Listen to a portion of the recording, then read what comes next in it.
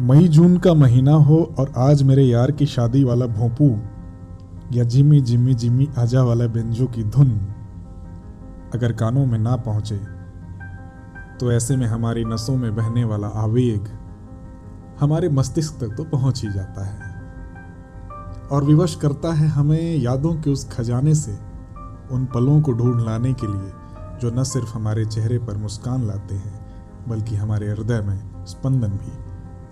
नमस्कार मित्रों, मैं हूं अमिताभ राय राजहंस और अमिताभ कनेक्शन में आपका स्वागत है। दोस्तों, बचपन की हर चीज मन पर न सिर्फ एक अमिट हस्ताक्षर होती है बल्कि अपने आप में नायाब और अनूठी भी, जिन्हें जब आज सोचता हूं तो लगता है मानो उससे अच्छा कुछ था ही नहीं। तो आइए ले चलता हूं आपको बचपन के शादियों के ऐसे ही एक सुनहरे सफर पर। आज भी बचपन की शादियों की स्मृतियां सहसा मन को कुतूहल से भर देती हैं और अपनी स्वाभाविक व ठेठ चरित्र से एक अजीब से भावनात्मक सुख की अनुभूति देती हैं। हमारे दौर में रिसेप्शन नहीं होता था, इसलिए तिलक उत्सव एक महत्वपूर्ण कार्यक्रम होता था जिसका सीधा तादात्म्य वर पक्ष की सामर्थ्य और प्रतिष्ठा से था। इस सामर्थ्य की पहली प्रयोग भूमि मिष्ठान की वह तश्तरी हुआ करती थी जिसमें मिठाइयों की संख्या इस पूरे प्रदर्शन की भूमिका स्वयं बयां करती थी।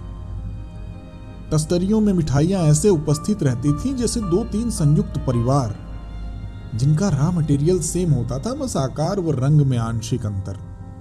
कई मिठाइयों के तो राम लक्ष्मण भरत जैसे नामकरण भी थे। आज तक नहीं समझ पाया कि जब दोनों गुलाब जामुन ही थे तो एक गोल और दूसरा अंडाकार क्यों। खैर, उन तस्तरियों में भी सामंतवाद दिखता था। मिष्ठान गृह का मालिक खुद को डिप्टी कलेक्टर से हरगिज कम नहीं समझता था। हमारी ड्यूटी अक्सर ये देखने में लगती थी कि कोई दोनों अर्थात तस्तरियों की गैर कानूनी सप्लाई तो नहीं कर रहा। कई बार हम कुछ अपराधियों को मौकाए वारदात पर पकड़कर अपनी मुस्तैदी का प्रमाण भी देते थे, पर तभी कुछ बुजुर्ग व उदार न्यायाधीशों के न्याय हमारी मेहनत पर पानी फेर देते थे।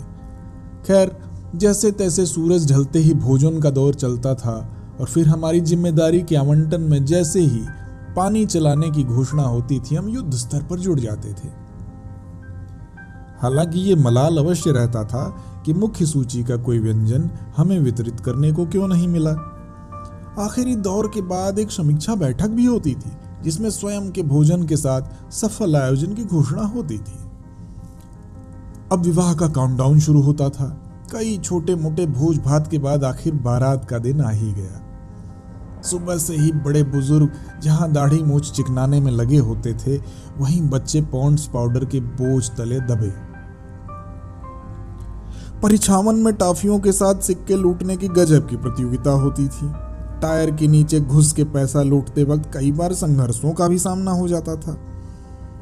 अगर गलती से कोई मामी चाची सिक्कों की जगह नोट लुटा देती थी, उनकी डिमांड तो समझो लुटेरे गैंग में इतनी बढ़ जाती थी कि अगले विवाह में वो किसी सेलिब्रिटी से कम ना होती थी। पर कई बार तो उत्तर में हाथ लपकाकर दक्षिण में पैसा लुटा दिया जाना हम पर किसी अत्याचार से भी कम ना था। ऐसे में लूटने वाले का कॉमन सेंस और उसकी तार्किक क्षमता का भी परीक्षण होता था। बुजुर्गों बच्चों में गाड़ी में बैठने की जंग में बच्चों की पराजय पूर्व निर्धारित थी, फिर भी यह सिलसिला एक रिवाज के तौर पर स्थापित हो चुका था। अंततः हमें स्थान बस में ही मिलता था। खैर, बारात के शामियाने में पहुंचते पहुंचते हम उस दर्द से उबर चुके होते थे। शामियाने में मिष्ठान का वितरण तो न्याय संगत था, पर कोल्ड ड्रिंक का बच्चों को आधी गिलास ही मिलना नीति निर्देशक तत्वों का सीधा उल्लंघन था। अपनी इस उपेक्षा का बदला पान खाने की अभूतपूर्व प्रतियोगिता में पूर्ण करके ही हम लेते थे। पूरे विवाह का सबसे सुखद पल विवाह की विदाई राशि होती थी। आज भी उस शादी को हम नहीं भूल पाए जिसमें नोटों की माला दूल्हे के साथ साथ 12 सहबालों को भी पहनाई गई थी, जिनमें एक मैं भी था। कुछ भी हो, शादियों में एक फीलिंग थी, एक उल्लास था, एक एहसास था। आज की वैभवशाली शादियों ने बहुत कुछ खो दिया है, शादियों के भावनात्मक समाजशास्त्र को शायद पुनर्जागरण की आवश्यकता है।